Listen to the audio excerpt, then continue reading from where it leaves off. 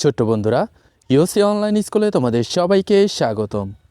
বন্ধুরা, এর আগের ভিডিওতে বাংলা ব্যঞ্জনবর্ণ ক থেকে উ পর্যন্ত কিভাবে লিখতে হয় সেটি তোমাদের দেখিয়েছি। আজকের ভিডিওতে তোমরা দেখবে চ থেকে ইয় পর্যন্ত লেখার নিয়ম। তাহলে চলো বন্ধুরা শুরু করি। চ চ লেখার জন্য আমরা প্রথমে একটি মাত্রা দেব। এরপর ঠিক এইভাবে দেখো, আমি যেভাবে করছি ঠিক সেইভাবে দেবে। দেখো এই অংশটা কিন্তু হালকা একটু বাঁকা হয়েছে, ঠিক এভাবেই তোমরা দেবে। এরপরে ছ ছ লেখার জন্য আমরা প্রথমে মাত্রা দেব, কারণ এটা হচ্ছে পূর্ণমাত্রা। মাত্রা দেওয়ার পরে আমরা চ যেভাবে লিখেছিলাম ঠিক সেইভাবে এই রুলটা আছে, এই রুলের অর্ধেক জুড়ে আমরা ছোট করে চ লিখব। অর্থাৎ এর আগে আমরা বড় চ লিখেছিলাম, এখন ছোট করে চ লিখব। চ লেখার পরে ঠিক এই জায়গা থেকে এখানে পেন্সিল ধরবে, তারপর এইভাবে বাঁকা করে এভাবে আনবে, যেন এই যে এইটার কোণা এবং এই দাগটার কোণা এক সমান হয়। এবার এখান থেকে হালকা বাঁকা করে এটা নিচ দিকে নামিয়ে দেবে।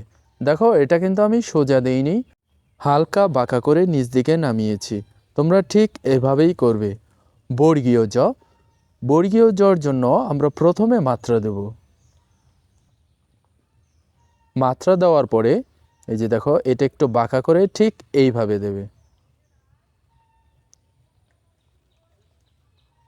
এরপর পেন্সিলটা ঠিক এই কোণায় ধরবে, এরপর এইভাবে ঘুরিয়ে আনবে, যেন ওই মাত্রার সাথে এই কোণাটা স্পর্শ না করে।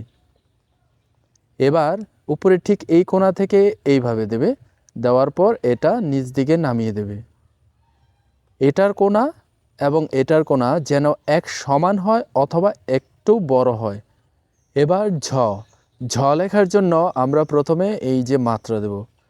মাত্রাটা আমরা যেখানে শেষ করেছি সেই কোণার একটু নিচে পেন্সিলটা ধরবে, অর্থাৎ মাত্রার সাথে যেন স্পর্শ না হয়।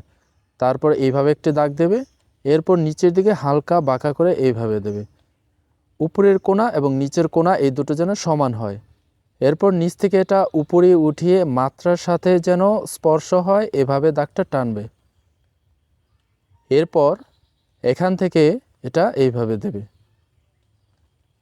এরপর এটা নিচ থেকে উপর দিকে উঠাবে, রুলের হালকা একটু উপরে নিতে হবে। এরপর এখান থেকে আবার একটি ছোট্ট করে মাত্রা দেব। এই হলো ঝ। এবার ইয়, ইয়তে কোনো মাত্রা নেই, আমরা মাত্রা দেব না, আমরা এ লিখব। এই যে দেখো আমি ঠিক যেভাবে করছি সেভাবে তোমরা দেবে।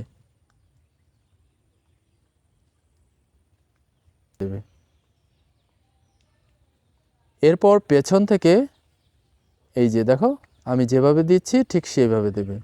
এই হলো ইয়। বন্ধুরা, আজকের মতো এ পর্যন্তই। তোমরা চ থেকে ইয় পর্যন্ত প্র্যাকটিস করো। পরের অক্ষরগুলো আমরা অন্য এক ভিডিওতে তোমাদের দেখাবো। পরবর্তী ভিডিও পেতে চ্যানেলটি সাবস্ক্রাইব করে পাশে থাকা বেল আইকনটি বাজিয়ে দাও। ধন্যবাদ।